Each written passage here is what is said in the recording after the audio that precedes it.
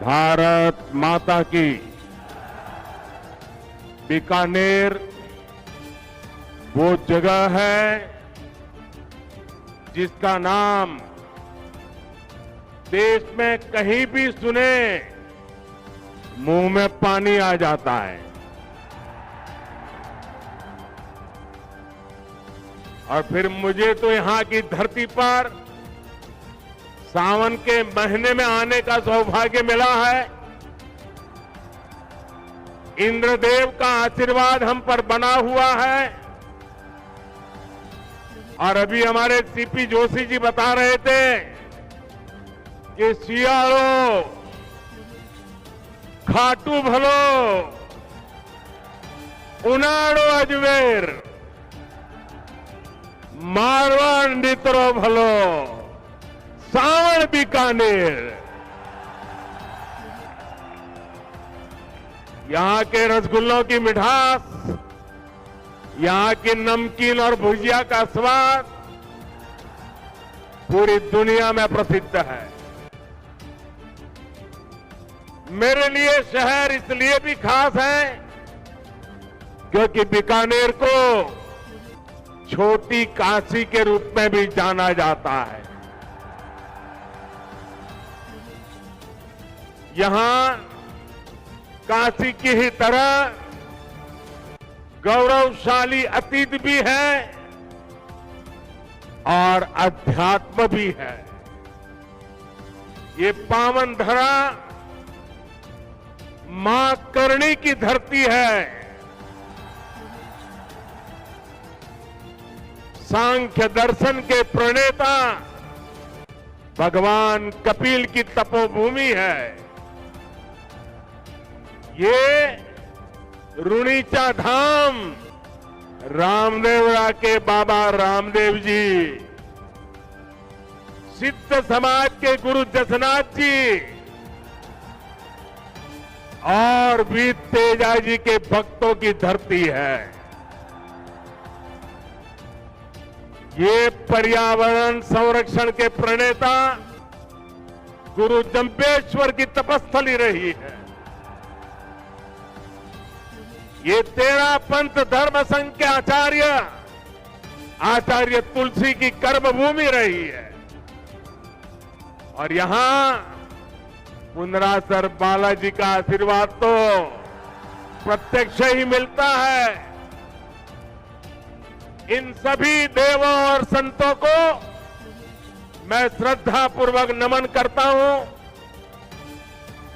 आप सब इतनी बड़ी संख्या में यहां आए और अभी जैसे बताया 4-4, 5-5 घंटे से कड़ी धूप में आप आशीर्वाद देने के लिए मौजूद हुए।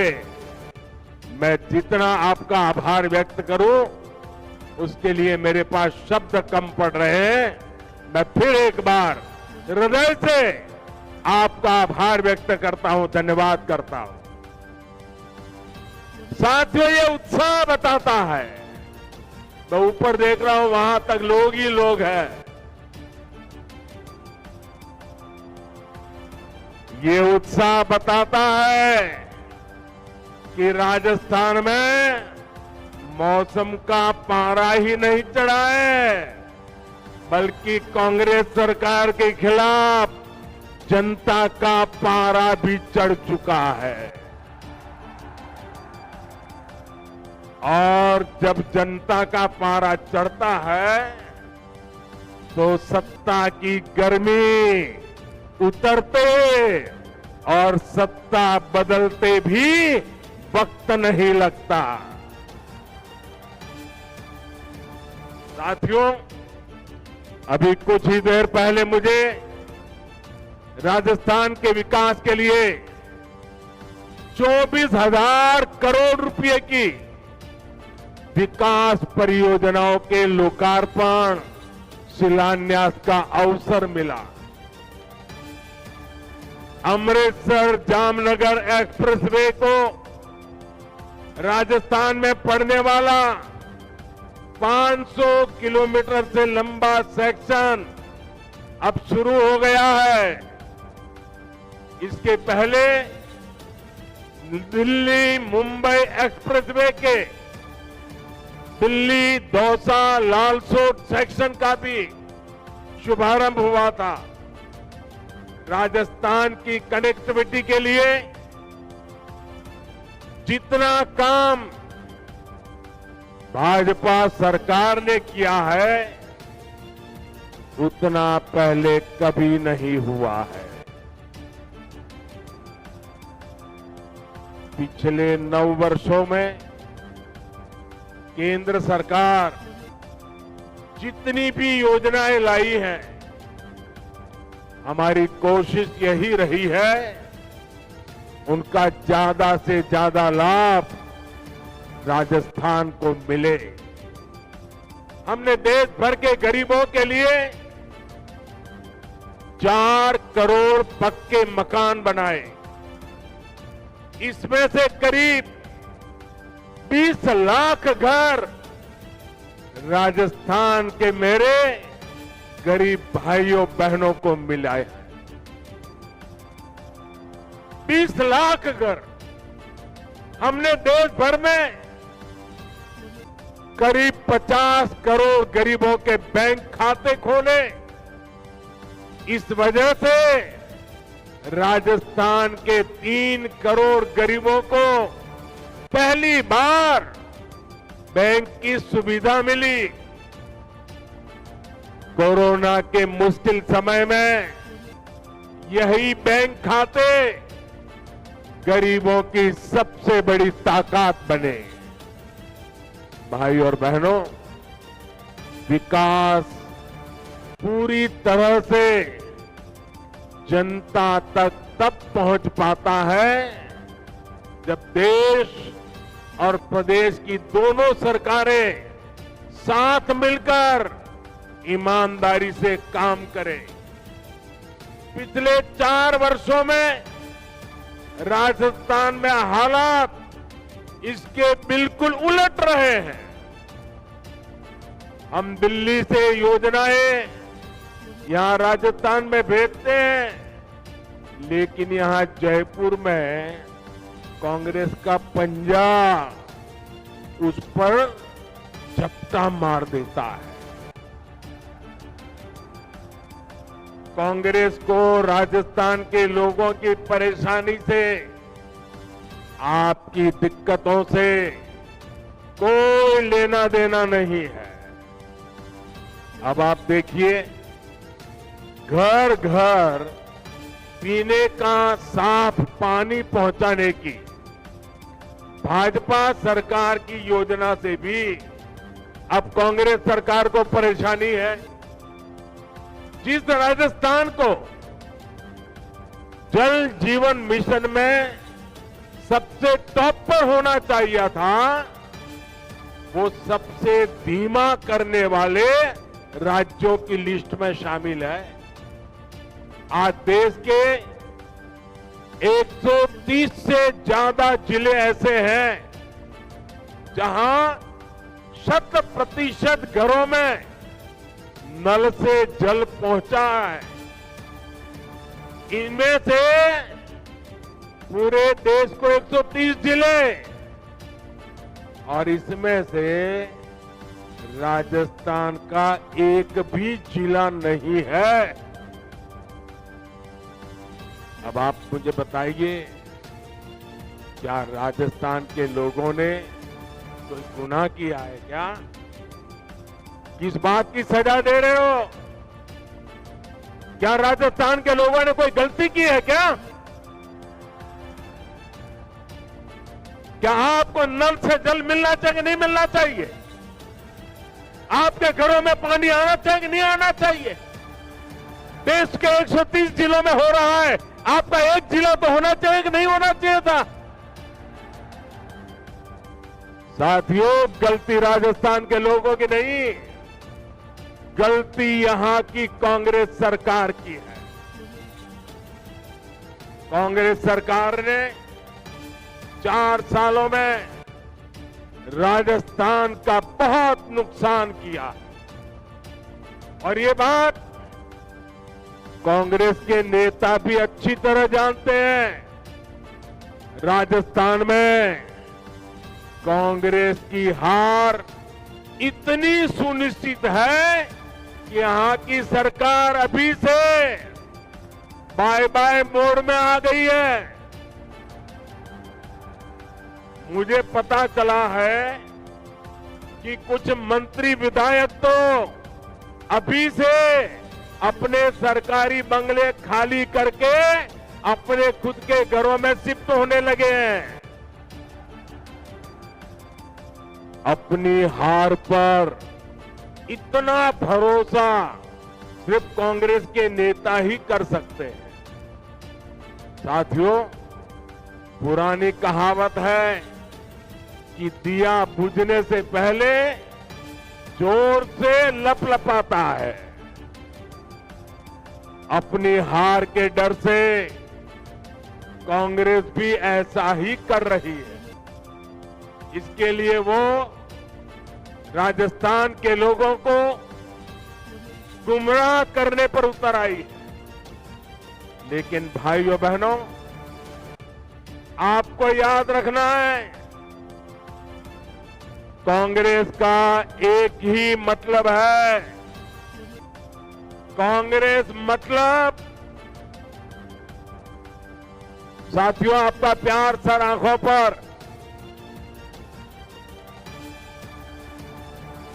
आप आगे आने की कोशिश मत कीजिए। आपका प्यार मेरे सर आंखों पर। साथियों, कांग्रेस का मतलब है लूट की दुकान, झूठ का बाजार। लूट की दुकान, झूठ का बाजार, जो ये इन दिनों बड़े बड़े वायदे किए जा रहे हैं, उसमें लूट के इरादे और झूठ के पिटारे के सिवा और कुछ नहीं है। साथियों, कांग्रेस की झूठ और छलावे की राजनीति का शिकार सबसे ज्यादा राजस्थान का किसान हुआ है। आप मुझे बताइए, पिछले चुनाव में कांग्रेस ने किसानों का कर्ज माफ करने का वादा किया था। कांग्रेस ने वादा किया था। इनके नेता ने 10 दिन के भीतर भीतर कर्ज माफी की कसम खाई थी। क्या किसानों का कर्ज माफ हुआ? 10 दिन, 10 महीने और अब 4 साल कर्ज माफ हुआ क्या? किसानों को कुछ मिला क्या? यहां के किसान इतनी बड़ी मात्रा में बाजरा उत्पादन करते हैं। हमने मोटे अनाजों को श्री अन्न के तौर पर प्रमोट किया, दुनिया में पहुंचाने का बीड़ा उठाया है। बाजरा पड़ोस के हरियाणा में 2350 रुपये प्रति क्विंटल बिका, 2350 रुपया प्रति क्विंटल, और ज्यादा दूर नहीं हरियाणा में। और यहां राजस्थान में वही बाजरा किसान 1300 रुपये में बेचने को मजबूर हो गया। हमने राजस्थान के किसानों के लिए नर्मदा का पानी पहुंचाया। इन्होंने इसे रोकने में भी कोई कसम नहीं छोड़ी। किसानों से यही नफरत कांग्रेस की फितरत है, यही इनकी हकीकत है। साथियों, विकास के लिए ये जरूरी होता है कि सरकार ईमानदार भी हो और सरकार स्थिर भी हो। आज दुनिया में हिंदुस्तान का सम्मान बढ़ा है क्योंकि देश में आज एक स्थिर सरकार है। आपने स्थिर सरकार बना करके मुझे काम करने का मौका दिया है। जिन जिन प्रदेशों ने लगातार स्थिर सरकारों को चुना है, डबल इंजन सरकारों को चुना है, वहां प्रदेश भी तेजी से विकास कर रहे हैं। लेकिन राजस्थान में जब से कांग्रेस सरकार आई है, इन्होंने क्या किया? 4 साल से पूरी कांग्रेस पार्टी और सरकार बस आपस में लड़ रही है। हर कोई एक दूसरे की टांग खींच रहा है। अपने अपने गुट को मजबूत बनाने के लिए खुलेआम सौदेबाजी हो रही है। एक खेमे के विधायकों को ट्रांसफर, पोस्टिंग और लूट की खुली छूट मिली हुई है ताकि वो दूसरे गुट में भाग न जाए। ये लड़ाई केवल खेमों तक ही नहीं है, सारे मंत्री भी आपस में लड़ रहे हैं कि इस विभाग में लूट का काम मुझे मिले, वो मुझे लूटने दिया जाए। इस विभाग का काम उस विभाग को क्यों दिया गया? इस मंत्री कमीशन उस मंत्री के पास कैसे चला गया? पूरी राजस्थान सरकार इसी खींचतान में लगी पड़ी है और इस पर पूरी खींचतान के बीच राजस्थान के मुख्यमंत्री अपने बेटे का भविष्य बचाने में जुटे हुए हैं। उन्हें राजस्थान के बेटे बेटियों की कोई चिंता नहीं है। इस वजह से भी कई मंत्री विधायक उनसे खार खाए हुए हैं। आप मुझे बताइए साथियों, क्या ऐसे लोग राजस्थान का भला कर सकते हैं? राजस्थान के युवकों का भला कर सकते हैं? राजस्थान के गांवों का भला कर सकते हैं? राजस्थान के किसानों का भला कर सकते हैं? इन लोगों से राजस्थान के विकास की कोई उम्मीद नहीं की जा सकती है भाई। इन लोगों को मैं आज 2 टूक कह देना चाहता हूं। अब ये भ्रष्टाचार की नुरा कुश्ती बहुत हुई। अब लोकतंत्र के अखाड़े में जनता जनार्दन फैसला करेगी। अब राजस्थान को स्थिर सरकार चाहिए। अब राजस्थान को डबल इंजन की सरकार चाहिए। अब राजस्थान को परिवारवाद नहीं, अब राजस्थान को विकासवाद चाहिए। साथियों, राजस्थान में जब से कांग्रेस आई है, इसने एक और पहचान बनाई है। भ्रष्टाचार, अपराध और तुष्टीकरण। हालत यह है कि जब भ्रष्टाचार की रैंकिंग होती है तो राजस्थान उसमें नंबर 1 आता है, नंबर 1 आता है। जो राजस्थान अपनी शांति और सौहार्द के लिए जाना जाता था, वहां आज आए दिन सांप्रदायिक तनाव की घटनाएं हो रही हैं। पूरी कांग्रेस सरकार तुष्टीकरण में लगी हुई है। यहां सिस्टम इतना बेखौफ हो गया है कि पेपर लीक की एक अलग इंडस्ट्री खुल गई है।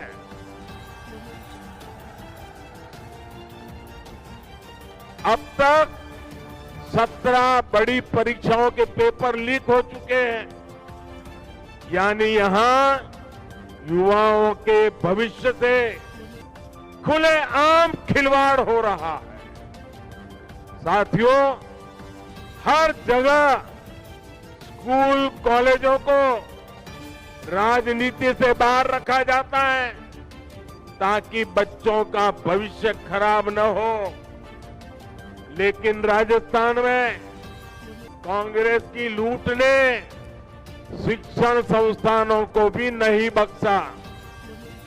यहां के शिक्षक मुख्यमंत्री के सामने आकर कह रहे हैं कि तबादले के लिए खुली घूस चल रही है, लेकिन कहीं कोई सुनवाई नहीं हो रही। भाइयों और बहनों, महिलाओं के खिलाफ अपराध के मामले में, बलात्कार के मामले में राजस्थान सबसे आगे है। हालात ये है कि यहां रक्षक ही भक्षक बन रहे हैं और दुर्भाग्य कि बलात्कार और हत्या के आरोपियों को बचाने में पूरी सरकार छूटी हुई नजर आती है। अपने वोट बैंक की राजनीति के लिए हमारी बेटियों पर गलत नजर डालने वालों को कांग्रेस संरक्षण दे रही है। राजस्थान के लोग कांग्रेस के इन पांवों को अब ज्यादा बर्दाश्त नहीं करेंगे। साथियों, कांग्रेस एक ऐसी पार्टी है जो अगर सत्ता में रहती है तो खा खा कर देश को खोखला करती है, और जब ये सत्ता से बाहर जाते हैं तो देश को गाली दे देकर बदनाम करने लगते हैं। इनको भारत की प्रगति से इतनी तकलीफ है कि इनके नेता विदेश में जा जाकर के भारत को गाली देते हैं। आपको याद होगा, जब जब देश की सेना ने शौर्य दिखाया है, तब तब इन्होंने सेना को भी नीचा दिखाने के लिए क्या कुछ नहीं बोला। सेना कहती है हमने पाकिस्तान में आतंकियों के अड्डे तबाह किए, सर्जिकल स्ट्राइक की, तो कांग्रेस कहती है कि सबूत दिखाओ। हमारी वायुसेना पाकिस्तान में एयर स्ट्राइक करती है तो ये कहते हैं कि कुछ हुआ ही नहीं। कांग्रेस को सेना और सैनिकों से हमेशा दिक्कत रही है, इसलिए वीरों की धरती राजस्थान, जहां से इतने युवा सेना में जाते हैं, उनसे कांग्रेस चिढ़ी रहती है। ये इस शुभ अवसर पर मैं आप सबसे आग्रह करता हूं, अपना मोबाइल फोन निकालिए, उसका फ्लैश चालू कीजिए और इस नवरंग का प्रकाश लोगों को पहुंचाइए। हर किसी के मोबाइल फोन का फ्लैश चालू कीजिए। शाबाश। दूर दूर तक हर एक के मोबाइल का फ्लैश चालू करिए। बोलिए भारत माता की, भारत माता की, भारत माता की। बहुत बहुत धन्यवाद।